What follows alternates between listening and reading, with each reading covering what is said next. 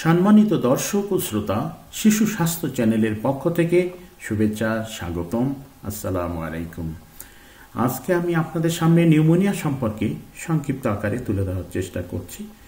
আমাদের দুইটা ফুসফুস আছে, একটা ডান একটা বাম।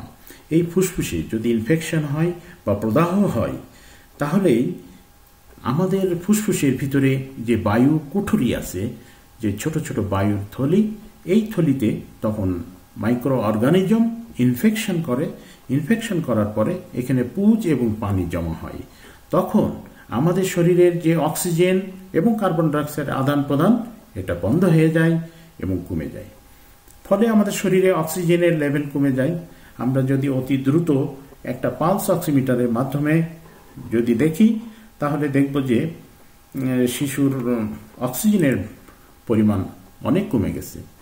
আর অক্সিজেনের পরিমাণ যখনই কম হয়ে যাবে, তখনই বুঝতে হবে যে শিশুর শ্বাসকষ্ট শুরু হতে পারে। আমরা দেখব যে শিশুর অতি দ্রুত যে কোনো নিকটস্থ স্বাস্থ্যকেন্দ্রে নিয়ে যেতে হবে এবং শিশু বিশেষজ্ঞ অথবা বক্ষব্যাধি বিশেষজ্ঞ চিকিৎসকের পরামর্শ নিতে হবে। যদি তাও সেখানে না থাকে, মেডিসিন বিশেষজ্ঞ যিনি আছেন তার শরণাপন্ন হতে হবে। সম্মানিত শ্রোতা, আমরা জানি যে করোনা ভাইরাস নিউমোনিয়াতে সমস্ত পৃথিবীতে 24,70,057 জন আজ 20 ফেব্রুয়ারি 2021 সাল পর্যন্ত আপডেট হয়েছে, যাতে এত লোক মারা গেছে। এই করোনা ভাইরাস নিউমোনিয়া যেমনভাবে মৃত্যু সমস্ত পৃথিবীতে হয়েছে, ঠিক তদ্রূপ শিশুদের যে নিউমোনিয়া, এই নিউমোনিয়াতে প্রতি বছর 14 লক্ষ শিশু মারা যায়, যা সমস্ত শিশু মৃত্যুর 18% এই নিউমোনিয়ার কারণেই মারা যায়। যখন শিশুর এই নিউমোনিয়া হয়, তখন তার দেখে বোঝাবে জ্বর, অতিমাত্রায় জ্বর। থার্মোমিটার দিয়ে মাপলে দেখা যাবে যে জ্বর একেবারে সর্বশীর্ষে, দ্রুত শ্বাস নিতে থাকবে, বুকের পাঁজরগুলো ভিতরে ঢুকে যাবে এবং প্রোডাক্টিভ কাশি হইতে থাকবে। আমাদের যে দুইটা ফুসফুস, এই ফুসফুসের তখন অক্সিজেন এবং কার্বন ডাইঅক্সাইড যে আদান প্রদান অনেক কমে যায় এবং কমে যাওয়ার কারণেই আমাদের এই শিশু তখন অথবা যে কোনো মানুষ, সেই 1 মাসের শিশু থেকে 90 বছরের বৃদ্ধ পর্যন্ত সবারই একই এই নিউমোনিয়া। যদি মাইক্রো অর্গানিজম দ্বারা ইনফেকশন হয়, তাহলে তার শ্বাসকষ্ট শুরু হয়ে যায়। এই জন্য অতি দ্রুত আমাদেরকে যে কোনো নিকটস্থ স্বাস্থ্যকেন্দ্রে চলে যেতে হবে। অক্সিজেন যদি কমে যায়, সেক্ষেত্রে অক্সিজেন দেওয়া প্রয়োজন হতে পারে। নিউমোনিয়া আমাদের সমস্ত ফুসফুসকে আক্রান্ত করতে পারে, বা ফুসফুসের কিছু লোব বা কিছু অংশে হতে পারে, তাকে আমরা লোবার নিউমোনিয়া বলি। আবার এটা সমস্ত লাংসে যদি পরিব্যাপ্ত হয়ে যায়, broncho pneumonia, lobar pneumonia, interstitial pneumonia হিসাবে বিভিন্নভাবে নাম করা হয় এবং ক্লিনিক্যালি এটা বিভিন্নভাবে নাম করা হয়। Community acquired pneumonia, hospital acquired pneumonia, যেটা নজোকমিয়াল ইনফেকশন ও বলা হয়। এখন আমরা দেখব যে এই নিউমোনিয়া কোন কোন জীবাণু দ্বারা হয়। আমরা এখন দেখছি যেটা সমস্ত পৃথিবীতে পরিব্যাপ্ত করে আছে, স্ট্রেপ্টোকক্কাল নিউমোনিয়া।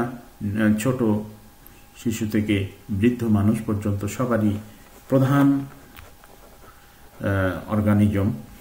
আর এখন তো করোনা ভাইরাস বয়স্কদের জন্য প্রধান অর্গানিজম এবং শিশুদের জন্য স্ট্রেপ্টোকক্কাল নিউমোনিয়া এটা প্রধান অর্গানিজম। তাছাড়া বিভিন্ন রকমের জীবাণু দ্বারা হইতে পারে স্টাফাইলোকক্কাল নিউমোনিয়া,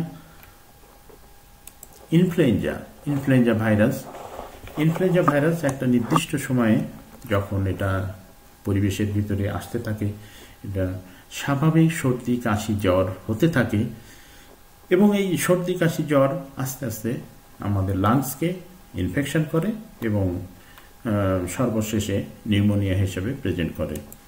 রেসপিরেটরি সিনসাইটিয়াল ভাইরাস শিশুদের জন্য খুবই মারাত্মক এবং যখনই শিশু নিউমোনিয়া আক্রান্ত হবে তার বুক থেকে একটা বাঁশির মতো শব্দ শোনা যাবে এবং দ্রুত শ্বাস নিতে থাকবে।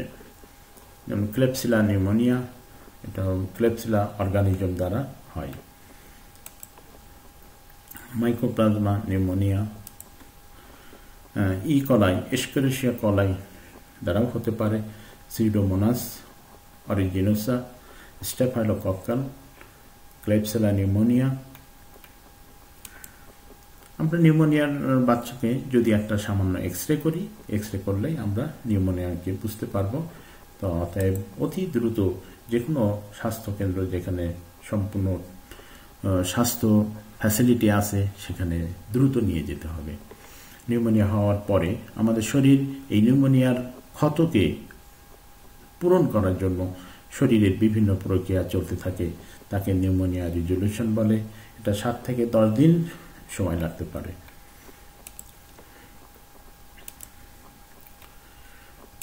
তো সম্মানিত দর্শক, কষ্ট করে আমাদের এই ভিডিওটি শোনার জন্য আপনাদের সকলকে অসংখ্য ধন্যবাদ।